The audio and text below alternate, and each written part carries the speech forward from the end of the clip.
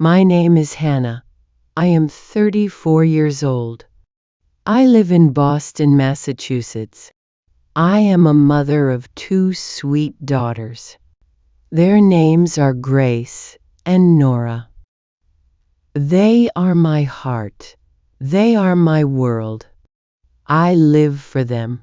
I breathe for them. Without them, I am nothing. But life has not been kind to me. My mother died when I was a little girl. I grew up lonely.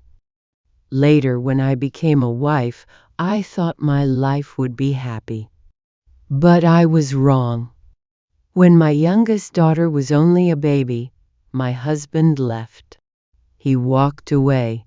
He never came back. He never called. He never sent money. He forgot about me. He forgot about his own children. Since that day, I have been alone. Alone, but strong. I raise my two daughters with no family to help me. I do not have a big house. I do not have a good job. I do not have much money. We live in a very small apartment. Every month I pay rent. Every month I worry if I can pay again. I do not have a college degree. I do not have many choices. So I became a taxi driver. I do not even own the car. I rent one every month. I give away money before I even earn it. Then I drive. All day, all night. I drive when I am tired. I drive when I am sick. I drive when I want to cry. Some passengers are kind. Some are rude. Some pay. Some cheat. But I do not stop. I keep driving. Because I must buy food. Because I must buy clothes. Because I must pay rent. Because my daughters need me. At night, when my girls are asleep, I look at their small faces. They look so peaceful, so beautiful. I touch their hands. I kiss their foreheads. I whisper, I love you. I will never give up. I want to give them the life I never had. But life is hard. One cold evening, I was driving my daughters home. The sky was black. The rain was heavy. The streets were icy. The heater in the car did not work well. Mama, I'm cold, Nora whispered. She was only 5. I know, my love, I said softly. We will be home soon. I held the wheel tight. My hands were shaking. The road was empty. The street lights were dim. And then, a bright light. A loud crash. A terrible pain. And then nothing. When I opened my eyes, I saw a white ceiling. I smelled medicine. I heard machines beeping. I was in the hospital. My body hurt. My head was heavy. My arms were weak. Then I remembered. The accident. My daughters. Where were they? I tried to speak. My voice was dry. Grace. Nora. A nurse came close. She held my hand. Don't move too much, she said kindly. You were in a bad accident. My daughters, I whispered. Where are they?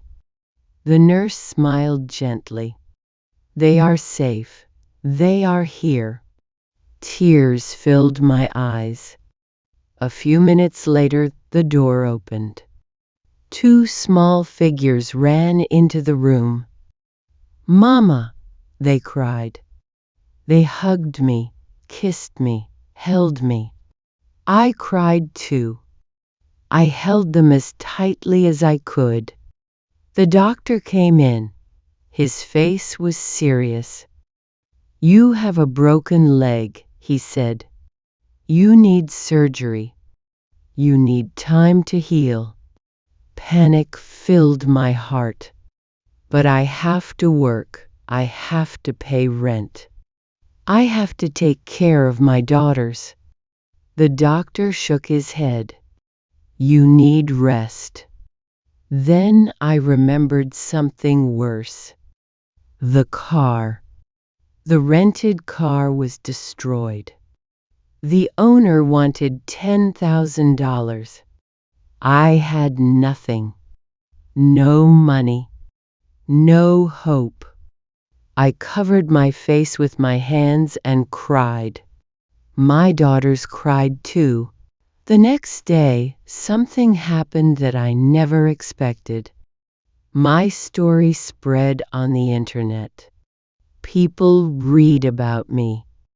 They saw pictures of my daughters. They felt my pain. And many kind strangers sent money. Then, one evening, my phone rang. A deep voice spoke. "I heard your story," he said. "I want to help you." I was afraid. "Who are you?" I asked. "You will see soon," he answered. 2 days later, a group of people came to the hospital. They brought flowers.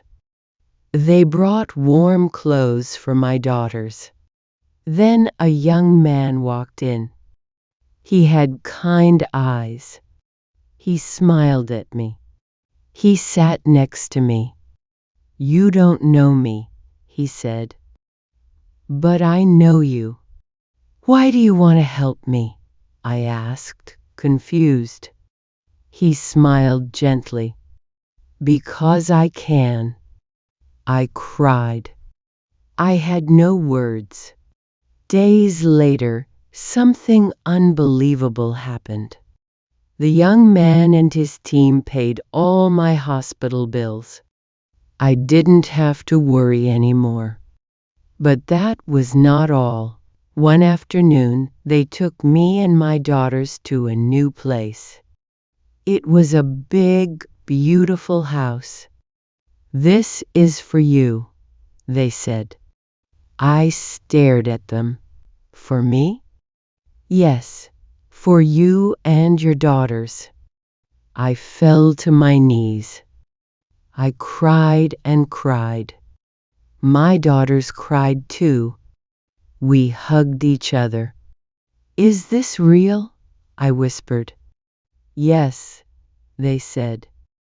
"This is real." Weeks later, the young man asked me, "What is your biggest dream?" I wiped my tears. "I want to open a supermarket." He smiled. "Then let's make it happen." And he did. A few months later, I stood in my very own supermarket. Shelves full of fresh fruit, warm bread, happy customers. I was no longer just a poor, struggling taxi driver. I was a businesswoman. I was strong. I was proud. I was happy. One evening, when the supermarket was closing, I invited the young man for dinner at my new home. My daughters helped me cook. Grace set the table and brought flowers. Nora drew a picture that said, "Thank you for saving our family." When the man walked in, my daughters ran to him. They hugged him as if he was family. I stood there, tears in my eyes. Slowly, I walked to him. Then, in front of my daughters, I fell to my knees. "Please don't," he said quickly, trying to lift me. But I held his hand and cried, "You gave me back my life. You gave my daughters a future. I will never forget you. You are our miracle." He looked at me, his own eyes wet with tears. "You don't owe me anything," he whispered. "Just be happy. That is enough." That night, my daughters and I prayed for him. We prayed that God would bless him the way he blessed us. Today, I wake up every morning in my home. I kiss my daughters. I open my supermarket. I smile at life again. Because of one kind man. Because of one miracle. And I will never forget. No matter how hard life gets, kindness and hope can change everything. If this story touched your heart, then like, comment, and share. Don't forget to subscribe for more interesting stories.